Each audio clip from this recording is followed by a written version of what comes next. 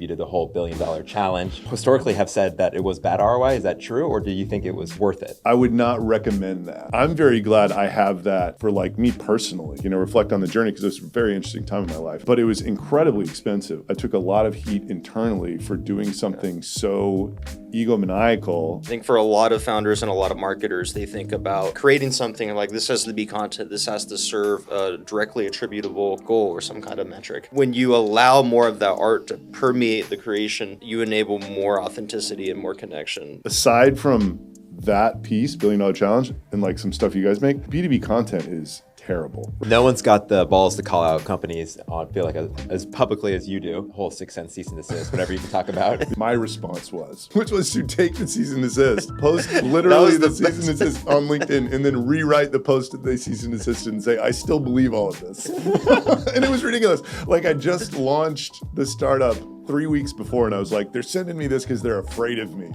They know their data is terrible.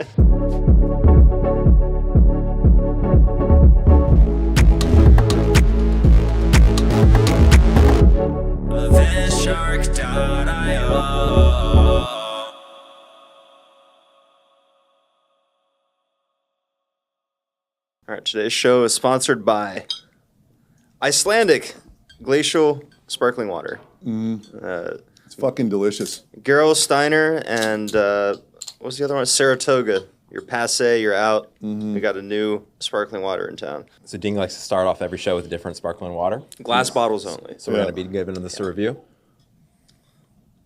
Believe it or not, Icelandic is from Iceland. Wow. It's not just a clever name. Well, Bottled at the source. Wow, yeah. Ulfis Spring. I'm sure I'm butchering that. Iceland. We love you, Iceland. Yeah.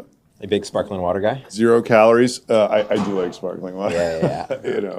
I just like drinking it better than regular water. I chugged 2 giant ones yesterday. Yeah. Ding got me on them since we started bringing them to all the podcasts. So I'm just like, so good. It's better than regular water. Why would you drink anything else? Yeah.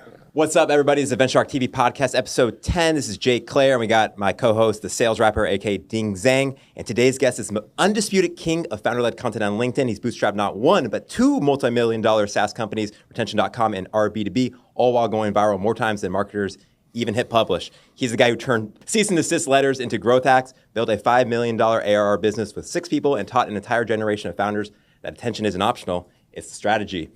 If you care about B2B content, brand building, through bold takes and unlocking LinkedIn's virality, this episode is for you. Adam Robinson, welcome to the show. God bless ChatGPT. I was like, that's really good. Like those open AI guys are getting so good. So good. Because in the car ride over, I was trying to do an intro. I'm like, screw this. ChatGPT, what do you got? It really hits. Yeah, short story. I was watching, Greg Eisenberg. Very, very good content creator about mostly AI and startup ideas. And he was talking to this guy, Nicholas Cole, who you may or may not know. He's like trains people at Ghostwrite. And they were going through taking one of Greg's half-baked ideas to a long-form post using ChatGPT and just prompting correctly. It was unbelievable to see it do that. And I think the mistake people make is they don't know how to prompt. And they're like, this thing's giving me a bunch of crap. But Nick's point is you don't use it to write. You use it to extend the breadth of your ideas and make the hook and the 3 points that you're going to write about way better than they otherwise would be if you didn't have that help. Which is people, and basically it's if you're a good writer, it's going to make you an 11 out of 10. If you're not a good writer, it's really not going to help you that much. You're going to be like, "What? This is not a cool technology. What is this drivel it's putting out?" But the point is, it's not supposed to replace you, right? Yeah. Which is I don't know. Anyway, totally. That's a rant about AI. No, yeah, we we love the AI rants. Yeah. Well, you got to have the sauce, right? You have to come with something already there. I think AI is just like video. It's just like going on a stage and speaking. Yeah. It's a great filter. You get out of it what input you are able to put into it. Right. And I think to your other point about the people that make videos and content about how to use AI better. We have the greatest resource out there, right? But people don't necessarily utilize that. People are prompting a single time and expecting that to be the result and disappointed. It's it's an iterative process. Totally. And you guys do content, it's hard. I do a lot of it. It's probably the hardest thing that I do, strangely. Writing is hard, and AI doesn't make it any easier. It was a struggle for an hour with this thing, and they had to think every bit as hard as they would have thought to create the post in the first place. But then they got back something that was way better. Yeah. It's just there's a bunch of weird implications about it. It's like, still most people are lazy.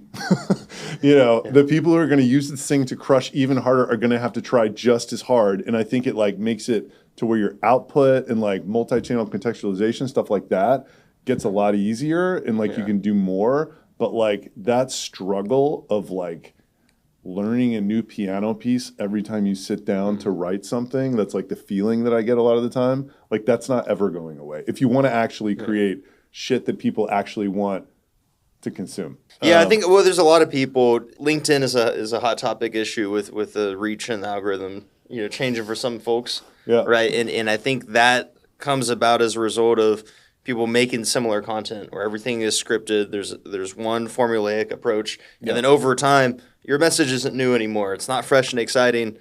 Numbers start going down. People are like, "What the fuck?" Yeah. But it's just a natural progression. Totally.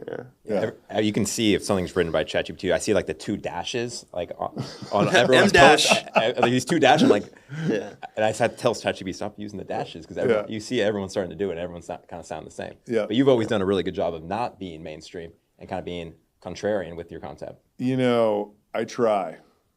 The whole point of that story was like, I'm trying very hard to be the best.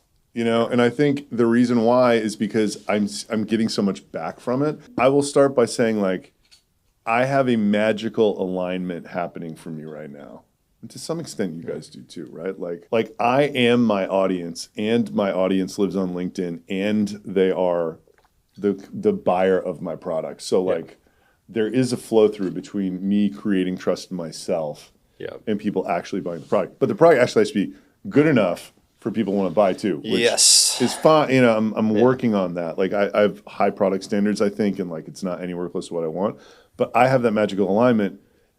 So it is giving me back so much that it's making me want to try even harder. And like I got to change the game, and I know that, and like all the stuff you're talking about. Like, the algorithm changes, or maybe it doesn't. I mean, they're making changes, but like stuff stops working. But like everything doesn't stop working. I have some stuff that's working better than it ever has. But like some of the old, sort of like, let's go back and pull one of these out, like the greatest hits or whatever. They're just not hitting in the same way, right? But like that's the nature of media. It always has been. It's like there's sort of like what it takes to break through, and then that becomes mainstream because everybody takes the architecture of it. And some people even go as far as taking the content, which I would not recommend. But I do think taking the architecture is, pattern matching is a good strategy. And then once everybody's doing it, it's mainstream. So like you got to come up with what the new breakthrough thing is, and there's different ways to do it, right? But I think for a while with LinkedIn, most people went on there to create for one of 2 reasons. One is that I think historically it had a lower barrier to entry than the other platforms. There's fewer creators, fewer competition, but still a lot of eyeballs and a lot of relevant eyeballs, and which leads me to point 2, which is that audience on there is for some applications more valuable, right? Yeah. Particularly in B2B, it's it's a little more targeted. But now I think we're at the point now in 25 where LinkedIn has become more of a mainstream channel. Mm-hmm. We're seeing all these TikTokers and IG, YouTube people come over, right? They have some creator program going on. Don't cancel me, LinkedIn, boost me. But it's interesting is you see these homegrown creators, that started out at some point during COVID, right? And now everyone's complaining, which is interesting because you and I, we both kind of started making content around that. Is it 19, 20, 21 timeframe. Yep. And you see folks that have longevity and see folks that don't have longevity. It's the people that are constantly adapting and evolving, changing with the times that stay relevant. Well, even Adam, like you're building on YouTube as well. And you've been bullish on YouTube. You did the whole $1 billion challenge. Yeah, I'm not doing it well. Sorry, finish. I don't want to cut you off. No. And I actually think you're wrong about doing the $1 billion challenge because I think in the past, you've said that. So for anyone that doesn't know, Adam had the whole vlog series, about 20 episodes on YouTube about behind the scenes of him building retention.com and our B2B. And you historically have said that it was bad ROI. Is that true? Or do you think it was worth it? Okay, so what I will say is I would not recommend that as a path. I think it was executed incredibly well. But if I look at every, you guys make some pretty cool stuff. Aside from that piece, $1 billion challenge, and like some stuff you guys make, B2B content is terrible, right? And like there's other people trying to do this episodic stuff like that.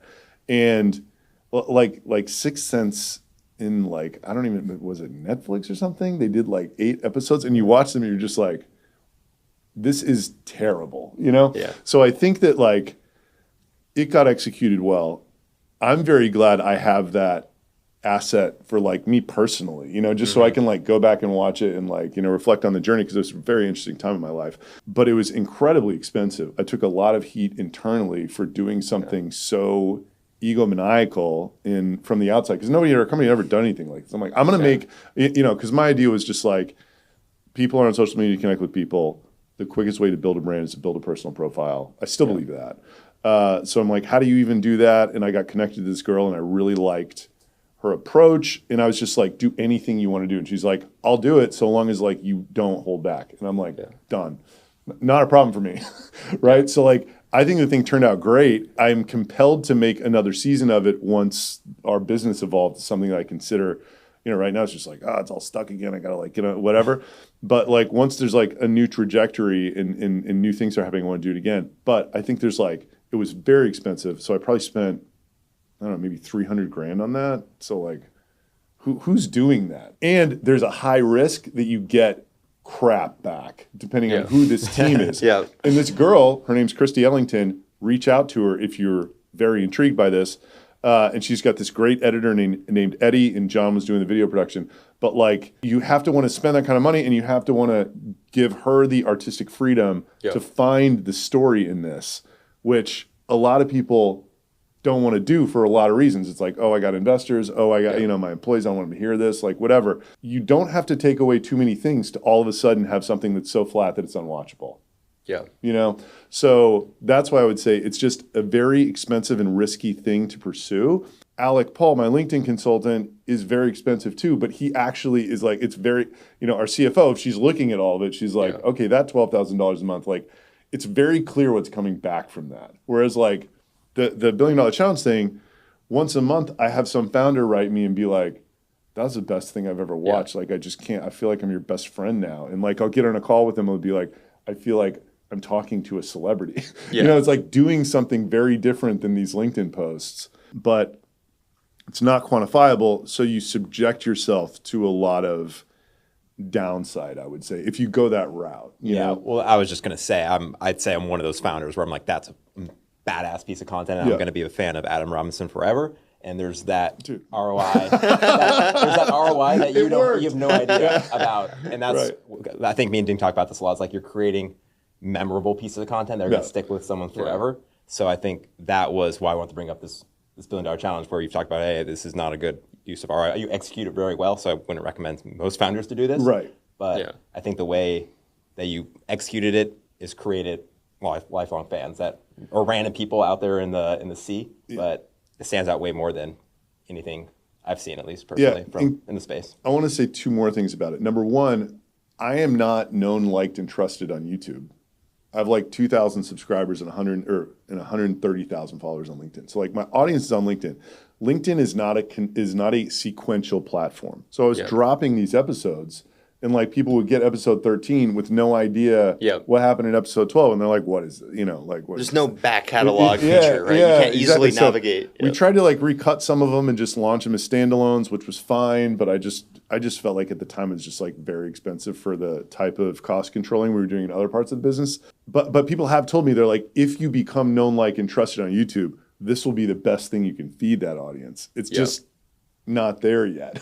I think it's cool. You've built up some lore, right? And it's something that will serve your brand and your content engine, no matter how you grow. Because one, the general audience might find it interesting, but 2, to your point about the specific founders that look alike archetype, will see it. And it's the concept of, the 500 lifetime views where 400 of them are highly targeted, highly specific to what you sell, right? And the analytics on it, it's like 85% of the views of that. I don't know how this guy found this out, because YouTube consultant, it's like males between 25 and 45. Yep. It's like a very specific user who's watching that and it's like, oh man, I'm feeling all of that pain right now. Right. Yeah. Like, I also like the way you talk about it, how you describe it as art versus purely content. I think for a lot of founders and a lot of marketers, they think about creating something like this has to be content, this has to serve a directly attributable goal or some kind of metric, right? And I think when you shift the lens, I'm obviously biased as a rapper, musician. Yeah. When you allow more of that art to permeate the creation, what you do is you enable more authenticity and more connection with the audience. And I think it's the same way we get a cold email and there's a specific format. It looks like fucking AI wrote it. Yeah. And then we have the spam filter turned on. We're like, no, I'm not going to give this time of day. And you see that with the video. It's like you have the specific lower thirds text. They're in the studio with the, versus you have cinematic footage of you going through life, dealing with the challenges, right? And that's a different type of connection you're able to distribute. For sure. And I think there's part of it that you didn't speak of. If you're able, I mean, I really do view this as like my art, right? Like, and I'm trying, and this is like, I haven't really used AI. I'm going to try to use it like these guys were doing in the story that I told, because I actually think that using it that way allows you to produce better art because it's not making the art for you. It's widening the breadth of what you're putting into the art.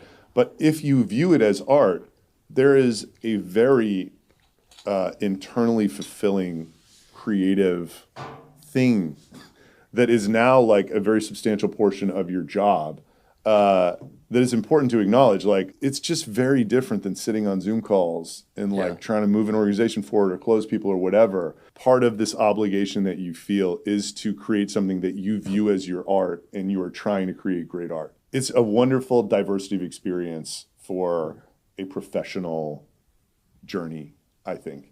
And I'm glad it's part of mine. I don't know what, like, if I sold these companies, I don't know what would be next, but like, I'm just intrigued by it now that I feel like I at least understand one channel really well. On the way over, I was listening to a podcast about like post-exit life that was on, I got interviewed on MoneyWise, Sam Parr's podcast. So I listened to my episode because I got a bunch of inbound that was like, dude, that was a great episode. And I'm like, really? Like, I want to see how they edit it. And they edit it super well. Like, they nail that show. And then the episode after mine was this girl who's all about like post-exit psychology. And she's like talking about like this crisis of meaning that happens to people, which is kind of an obvious thing. You hear about it, but you give up a lot when you sell a business. And then most people fill it by like doing all this stuff that they couldn't do before, traveling, like whatever else. And then that ends up being a crisis of meaning because you're not giving anything from the world. It's just taking.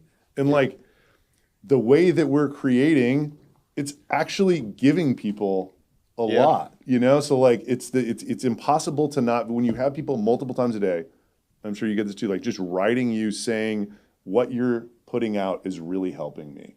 Yeah. It's just an unbelievable, it's like it gives you this really good feeling about what you're doing. At least, I don't know how it wouldn't, right? If somebody was just saying, thank you for helping me all the time, right? So that's another benefit of doing it, to the level, it just inspires you to try to be even better. It's powerful, man. I think what's cool is in our space, there isn't a lot of people that make that type of, I'm not going to call it content, right? That make that type of art that helps this specific personas that we create for. Those are always very underserved people, which is interesting because I made the full length rap album about sales 4 years ago now, for almost 5. And at the time I was making it, I'm putting all these hours in the studio. I'm trying to do everything, the right way, mix and master and all that. I'm like, who the fuck's going to care about this? Right. And when I dropped, it was okay. I got a little bit of buzz. The first 2 music videos went pretty viral. And then I didn't hear too much about it. But now 4 years later, I'm hopping on calls and people are like, yo, I listened to your full album beforehand. I'm like, you just sat there for 40 minutes and you engaged with something like the game is won. Yeah. Which is the amazing thing about this and the internet or whatever. You just, sorry, I didn't want to cut you off. But that is magic. And like, you're just communicating. So like, I think all of this is like equal parts. Being in tech sales is a very unique experience that is not communicated by an artist in any way other than LinkedIn posts. So this is like a unique medium where you're trying to be entertaining and create good art and communicate. Like the thing I think artists do is they're able to communicate from a perspective that is just hard for people to articulate for whatever reason, you know, and that's what makes it good art. And so like you're providing this totally new way for someone to like relate and connect to this thing that you're both experiencing, which is like awesome. It's like a wonderful thing, you know, and like I always approach my stuff as like, this has to be equal parts entertainment and education. And I think this is how you have to start, because it's like, where do you even start? It's like, just start reporting. Literally just like, look at your last month, look at your email, whatever, and just write what you did. Problem is, that's most of the time boring as fuck, unless you're like sending rockets to the moon, unless you're like truly doing something that no one else is. Then you're like, I built a rocket and I shot it up to the moon. It's like, wow. You know, but like you being like a 3 million ARR founder who like grew to 3.1 million and like, you know, you fired some SDRs and then you hired like a whatever. It's like, no one cares about that. Whereas like my stuff, as I have become appreciated that most of the posts that I do that are truly great are just very deep storytelling in 3,000 words. Like it's gone from like, we did this, this, and this to like, man, like I felt like shit this month, even though, you know, it's like trying to like relay the emotional experience of these weird things that we all feel that like, you know, when I was stuck at 3 million and 25 million, like I feel exactly the same emotionally. And there's no way I would have believed you if you told me that when I was at 3 million, that I'd be sitting here today writing this. Like, that's impossible. But like, what's the lesson? Chop wood, carry water, bro. Like, it never changes, right? You know, and like, that's a great post, because like, that's what I think people care about. They don't care if you hired an SDR or fired a marketer, or like grew 10% or whatever. Like, they might care if you grew 10,000% or like shrank 10,000%, but like, focus on storytelling earlier. It is entertainment. It is edutainment. Like, it's 50-50, dude. Like, if you don't have either side, then, like, you got to be a really good entertainer or a really good educator, you know. So what's a perfect founder-led strategy in 2025? Great question. You need to somehow figure out who you are going to be. So like you're the one thing that I think is hard to acknowledge before you start doing this and seeing what works and the pattern of what's working and then like reinforcing what's working is like you have a finite amount of attention bandwidth in this public that you're creating a persona in. Hopefully it has to be authentic to you, because I don't think you're going to have to say polarizing stuff, and I don't think you can endure an emotional journey of just being polarizing for the sake of polarizing unless you believe it. But like, you're going to have to come up with stuff that like is somewhat out there and people are going to hate you for, that is authentic to you, and like it needs to be a narrow band, because by you constantly reinforcing this story, by telling stories that reinforce that story from a bunch of different angles, you're creating this idea of who you are, right? So I got asked on the podcast, like, who are you? And I'm like, well, are you asking me who people think I am on LinkedIn? Yes, that was a question. It's like, well, I'm a bootstrap founder of a 25 million ARR SaaS startup that's building in public. But that is a very conscious effort that I have made to reinforce that story for a year and a half or 2 years. So it's like, I would say, I don't care if you're passionate about crypto. Like, I don't care if like, you know, you like food, right? You need to figure out what this thing is that you are going to build up in the mind of the market. And it can be a few disparate related things. Like mine's like, I'm kind of working on the pillars now, but like future of go-to-market, bootstrap versus VC, work in public, right? Almost everybody, if you dug in deep, who reads my stuff, they'd say I stand for that stuff.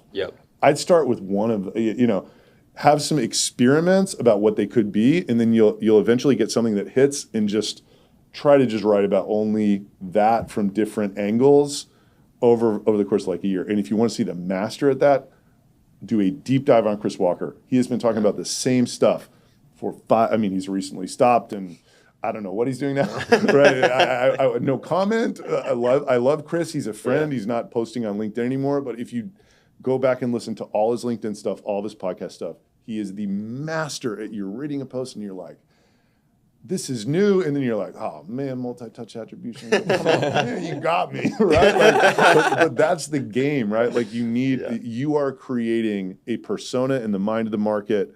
And like another huge mistake people make is they write ads in the form of LinkedIn posts. No one gives a fuck about what you're selling. I don't remember the last time I've written about our B2B. I still get unbelievable traffic from LinkedIn just having to visit my website link. And to the extent that I write the words RB2B, I have made it a character in the drama of my journey. And I'm bitching about it like it's my adolescent kid. Yeah. Why is the churn so bad? What can I do with the product? Like I'm kind of agitating the audience, goading them into like feeling smart and giving me advice or whatever, right? But like the whole like, oh, I saw this problem and then, we did this step and like if you want to check out our platform, here's the link. It's like, dude, that's an ad. Like nobody wants an ad. Yeah. That is not what they're doing here, right? So like those two big things of like trying to figure out what you are and keeping in mind that like you are very actively creating a very narrow persona in the mind of the market, and then do not sell. Like just don't. If you're going to promote something, promote other media, right? Like event, promote an event, you're going to promote this, right? Like you did that really well in a post, I think yesterday or something. My website coffee sucks so bad. I had Winter check it out. At first, I thought you were shitting on Winter, but then it ended up being like my website coffee sucks. Yeah, I thought it was a funny way to spin that. I had always been very intrigued by that product and never used it just because it feels expensive, even though for what it is, it's kind of not. But you're like, it's $3,000 to like whatever. But man, that something about that, like just like, what do you mean this isn't clear? Like how could you not think that this is not clear? It was an amazing experience. But yeah, that's kind of it, and I'm trying right now to pivot. So like now a bunch of people are talking about this building public stuff. I'm trying to like pivot it to like more, some of the best posts are like tactical, detailed data about campaigns that like no one is willing to reveal. So like, here is my LinkedIn ads dashboard. Here is the $10,000 I spent across 5 ads and like what they all did. Here's how I'm trying to like do more of that as the build in public rather than like, here's our revenue, like here's the quarter or whatever. You always got to be changing. So like that's going to be my attempt. And I think actually the YouTube thing plays really well with that because some of the, like if you look at people's, like this guy, Greg Eisenberg's a great example. His podcast just blown up, like it's startup ideas, and then he brings people who do stuff with AI on. In all of his most popular posts, if you go popular videos, it's 2 heads and a screen of someone doing something, right? So like, I'm gonna keep doing my live show, but I'm gonna add a second show of like someone doing, it's like, watch this channel to figure out how to literally set up channels to grow your startup. When you watch this video, you will know how to run a LinkedIn thought leadership ad. That is what this is about, right? Like you will learn how to like send cold emails. That's what it's about. So anyway, kind of a rant about how I'm trying to pivot because like. Yeah. Well, I think that's a genre of B2B video that has historically been underrepresented. The reference creators that people herald as this is the North Star. And it's a bunch of Mr. Beast. It's a bunch of these entertainer guys, right? And you look at one of their videos, it costs $5 million on average to make, right? Maybe not that high, but $2 million is a fair number these days, right? And that's just not repeatable or scalable for most brands. Greg Eisenberg is a great example. I'm also thinking of guys like Khan Academy, right? Where how do you get, from a low production in terms of resources we need to make the video, how do we create something long form that people will sit there and watch for 40 fucking minutes? Yeah. Right. And I think we don't have that because everyone's in B2B is very worried about, we can't share our sauce. Yeah. We can't let people know how we actually do things. Yeah, that's the beautiful thing. That's just like what I perceive as my edge. It's like, I'm willing to, dude, and this is nuts. Like, I made some courses about how to do LinkedIn and 0 to 1 and stuff. And there's this guy named Amos who joined my community, took the courses, copied my business, copied the LinkedIn strategy, and it's working. You know what I mean? Like he literally is just like, okay, everything's working for this guy. How do I like put my spin on it and make it one better? It's like, okay, instead of RBDB identifying websites. I'm going to combine all the pixels. And then I'm going to add AI to all of the narrative, but do exactly his content strategy. And then instead of saying I bootstrapped 25 million ARR, I'm going to say I'm in the process of bootstrapping 30 million ARR, but only with 3 people. He hadn't even done anything yet. And like, he literally just like took the course, did exactly what I said to do. And like, they're probably doing better than almost anybody else. It's just wild, but like, is it hurting? It's slightly annoying because it's like in my market, sort of. I'm not really worried about it because like we're going such a different direction, but like, it's just interesting as an observation, Well, no one's got the balls to call out companies, I feel like, as publicly as you do.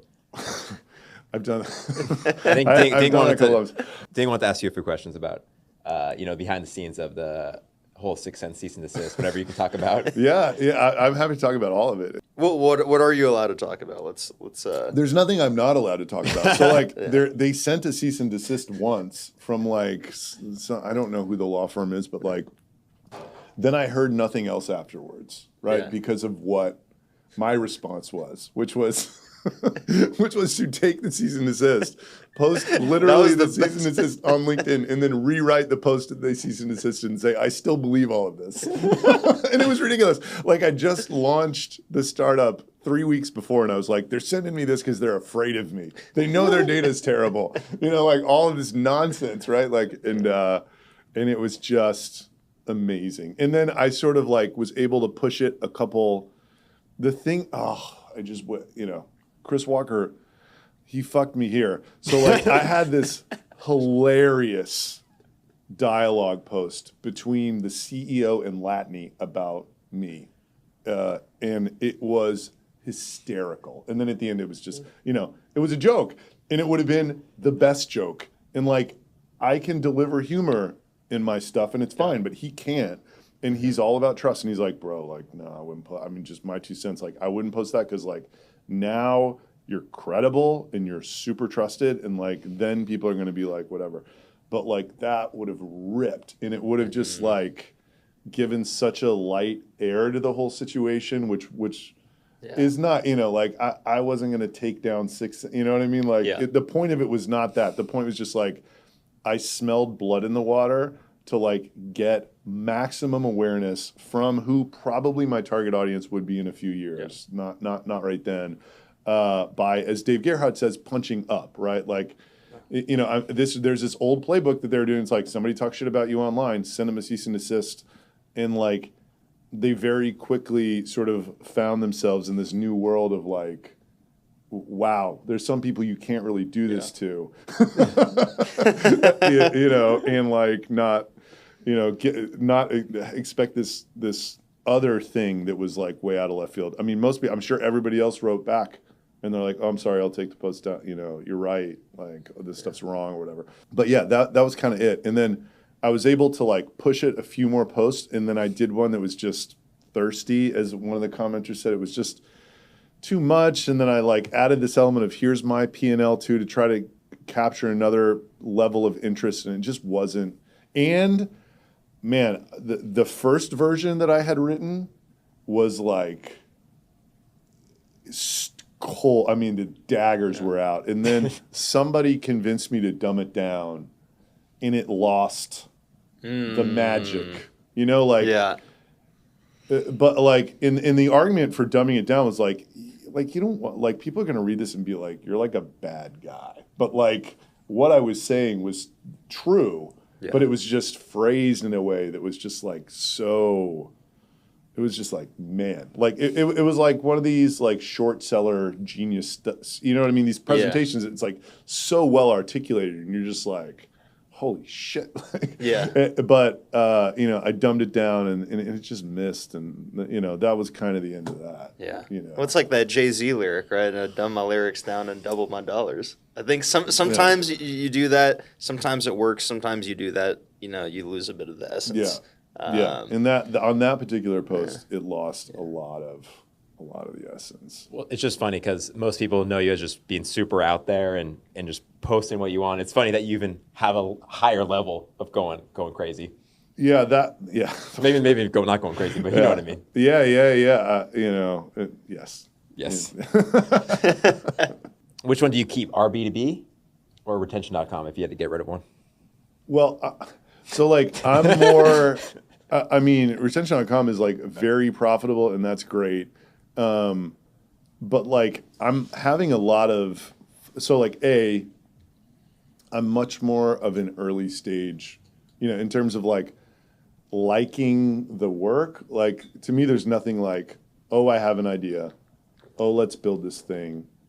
Holy shit, it went to 5 million ARR in a year, and I didn't even own the domain 14 months ago. You know what I mean? Like that's just like such a cool experience. And like the stage that retention.com is at now is it's like repeatable processes. Like we don't, let's do an ideas session and let's ask what questions need to be asked, and then let's assign them to other people to get researched. Some people love that, right? Like that real operating, let's make this more efficient and let's build an innovation function and let's like whatever. But like, it just doesn't, I'm not passionate about that part of it. That would be the one that and I just feel like there's so much I want to explore with the possibility of the marketing leverage that I have from this content on the B2B side that like I haven't even like tapped into yet. How are you even measuring like what success looks like right now with your content? Do you even measure that? You just say look at revenue? There's some baseline of impressions that like, if we post something and it's like it got 5,000 impressions, that's a huge flop for, it's like I'd say like 40 to 50 is the average. I'm expecting to get one that's like 100 every week. And then every once in a while, I get like a 300 or 400, whatever. So there's like a semi-constant impression thing going on. And then there's like an informal reflection that's like, oh, we haven't hit the marketers in a while. Like, what can we say about like branding or like, one of these other things that I think is a great topic, to talk about for me and who the audience is and whatever else. That's LinkedIn. And then, it just bothers me that I have no Twitter presence and haven't really cracked the YouTube thing. And I was very inspired after that post that I referenced in the very beginning, the video about how these guys use ChatGPT, that like we could process size something that would allow for this multi-channel. Kind of the point is like, I don't write something unless I think it's a great post. I don't publish it unless I think it's a great hook. That's not the approach that my YouTube channel has right now. And like Twitter, like Alec was just like taking a LinkedIn post, dropping it on there. Like there was no thought behind it. So like, if we can get those two channels growing, and I don't even want lead flow from them, but just like the top of funnel that could come from that, like different people consuming different things in different ways and connecting in different ways, that will be great, And I don't have any goals, I just like, it's like a system that is like, that I feel good about and that I feel like is creating really good stuff and it's growing. Yeah. I would feel very good about. Yeah. I think it's interesting. You have I would say a bit different of a point of view on this than most founders. And I'd say that's for two reasons. Is one, you've demonstrated success in one channel, right? Yeah. You've done it before. It's not a net new act that you're performing. And I think two, you've seen the long-term benefit. You've been building your brand.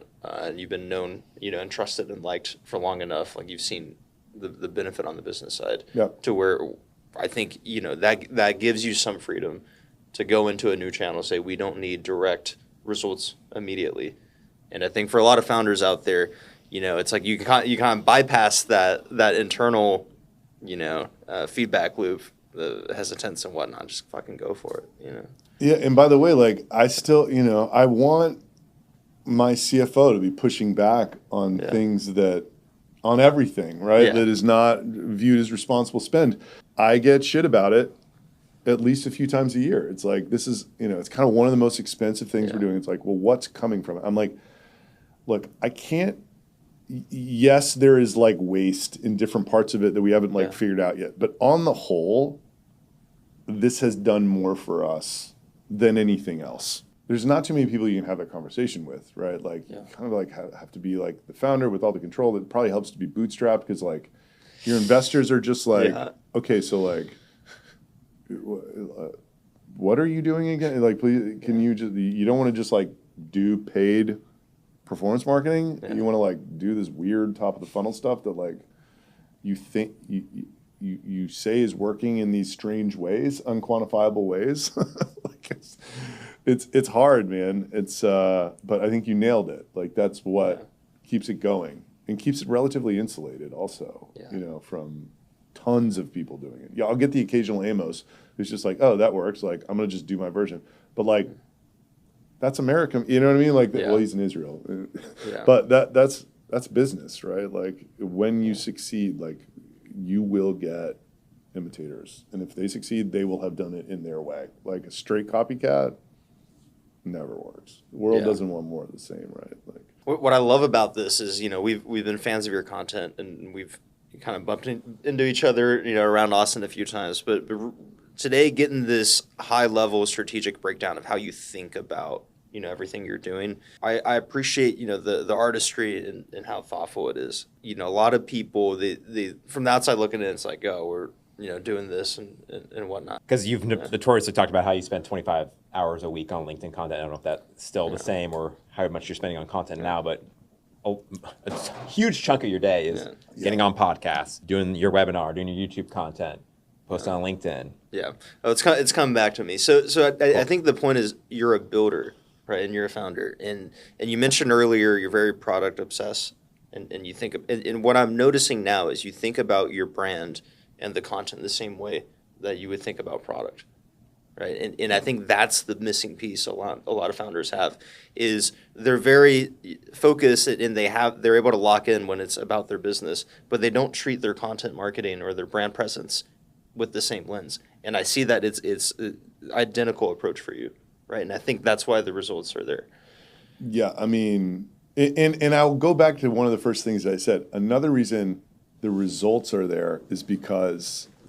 It is definitely because of all that stuff, but I also have the magical alignment. Yes. So you can have a ton of success on LinkedIn in other ways than I'm having with much smaller reach, hardly any engagement by my standards. Like a fail post for me could be an epic post for somebody in a different space.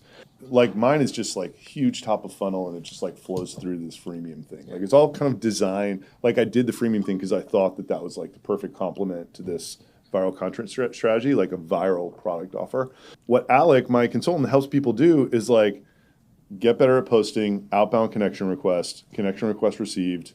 These people all of a sudden get fed the content, and then you start a little message history on day one, and then 2 months later, you go in and you're like, yo, what's up? And these people, even though your posts are getting 50 likes, think that you're some type of a celebrity because they've read 25 of your pieces and kind of know how you think, what makes you tick or whatever. So that is an incredible LinkedIn motion that is totally undervalued in like, I think you could even get a ghostwriter if you were willing to put in the time with them to help you execute on that, right? Like, I just don't think it's like relevant for most people to try to do what I'm doing because like, it's just not going to do anything for you unless you're selling to people like you who live on the platform, right? Yeah. And so if LinkedIn's gone tomorrow, where are you going? What are you doing? Oh man, good question. Probably, I mean, no question, X and YouTube. I would just like be like, now I have to like level this up. And like Ding said before, it's like, no, I still haven't cracked those. I don't like, again, back to Greg Eisenberg, I think he sits around all day and thinks about tweets and he crushes Twitter as a result, right? Yep. So like, I'm not in a world where I can do that, but it would just be like, the fire has been lit. Like I'm getting burnt at the stake now until I figure out how to build audience on these other two platforms.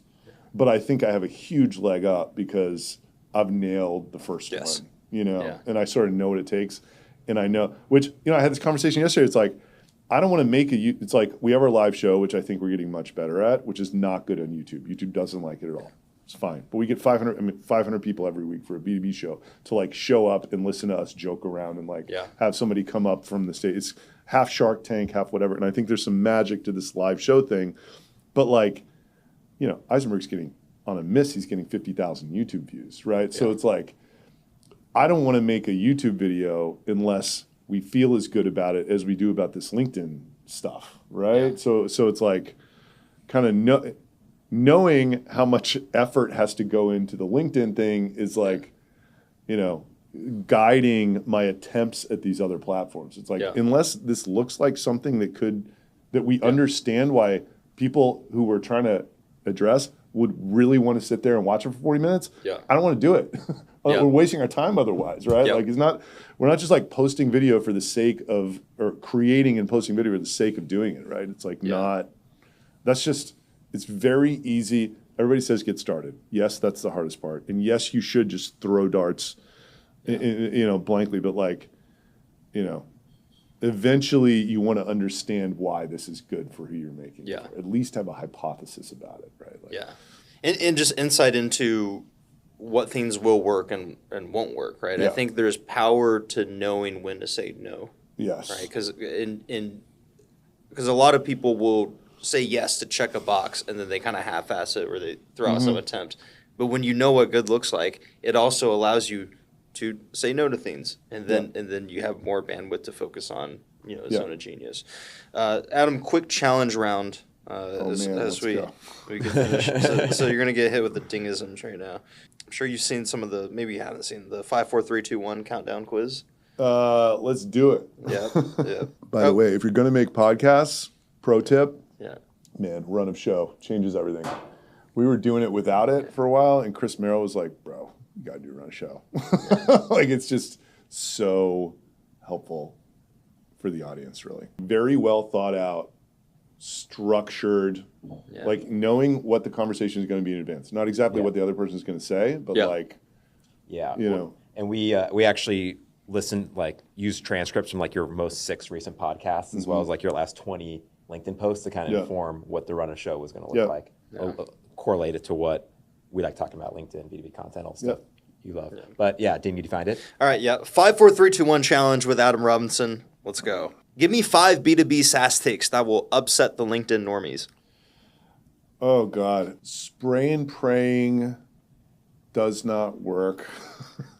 AI will not make your life easier. AI is very unlikely to replace top performers. Cold calling is definitely not dead. You probably don't have what it takes to be great at creating content. You just pulled those out. Let's go. Those are good. We're getting spicy today. All right, let's keep this up, Adam. Name 4 founders that you'd box for charity. Oh, God. Let's just throw Mark in there. Man, I forget this guy's name, but one guy really, really went after me one time. I would box. So that guy counts as well. We'll just put a blank. Blank. Just random sales guy hater. Who hates? I mean, I think Clark Barron, I would box. Landon. Definitely boxed that guy. I accidentally blocked him, by the way. I was so annoyed by what he was saying that I blocked him. I don't know if can you unblock people on LinkedIn? It's confusing. Yeah, I don't know. Landon Hobbs. And then, probably the 1,500 people who work at 6 Sense all at once. Yeah. little Ip Man. Put the Ip Man clip in there. That's hilarious. I'd probably box Landon too for charity. Yeah. For charity, yeah. It's only for charity. All right. So Adam, you're not a big VC guy, but what are 3 reasons that would make you raise? I think honestly, if I sold my current business and was sort of in an okay, whatever, if I just had hit all of my financial goals, I think on my next one, I might actually contemplate doing go VC. for a moonshot, a bunch of capital. Yeah, or just do something, because it's because you don't need it to get, And your opportunity set's a little bit constrained when you're bootstrapping only. So I think that was that would be what would do it. But I don't think it's a good idea for first-time founders, because you don't maximize your personal wealth by using VC. Yeah. It's the opposite, which is counterintuitive. Yep. All right, Adam, 2 more. Okay, name 2 things that more founders should be doing. Besides boxing Landon. Right. More founders should be content creators for sure. Building that skill, right? And I don't care really where or how, but starting on the journey of becoming that, because it's just the way of the world. And more founders should be bootstrappers. Yep. All right. Last and final question. Name one time that you almost quit. One time. Could be anything. Almost When you got a quit. cease and desist from Sixth Sense. Yeah. No, that was I was No, it's opposite of that. the most energized in that moment. I think you got me there. Wall Street days? Well, I did quit there. Ultimately. But yeah, I don't even know. I mean, I'm so far from being like probably last week I was sitting there and I was like, I want to quit, but I don't want to quit. I was like, man, I just want to sell this thing. But then a week later, a week goes by and you're like, this is actually kind of what I find. I recognize that this pain is what makes it rewarding, and then that feeling goes away. I usually get that a few times a year. It's just like, God, how do we get here? Like what what am I even doing right now? Yeah. So for all you viewers out there, don't get discouraged. Even the goats, have off days, but we come back, step back up to the plate. That's what makes the goats the goats. You want to give them the paper? Oh yeah, I forgot we had these. All right, so there's this thing called Italian Brainrot. It's been gripping the nation. Yeah. Do these show the camera? What is that? This is a shark with Nikes. Tralalero tralala. So Ding, explain to Adam what's going on here. So this is the newest format of meme. I'm a big connoisseur of meme culture because I'm young enough to where I care about that stuff. Yeah. But this is cool. It's the first format where it's purely AI generated, and it's a I see it as a counter reaction to all of the AI slop that we've been getting, particularly on the visual side. Right, but these fantastical characters, it's cool. It taps into almost this Jungian concept of the collective consciousness, where here's this entirely nonsensical thing, but we have a critical mass of humans that identify with it, that validate it, and then now it's a real thing. Yeah. So that's for the viewers, that could be you on LinkedIn. You could not be real right now. But you just go out there, you make it happen, you get enough people to buy into you, and suddenly people take you seriously. So this is coming from the guy that raps on LinkedIn. All right, so thank you for that poetic Italian Brainrot piece. We got you an Adventure hat. Oh, hell yeah. Sick. There we go. Woohoo. There, that's for the thumbnail. You guys, pitch your service to the audience real quick, because I want to know what it is. I see you around doing stuff. Like, what am I going to hire you to do? Jake, you want to?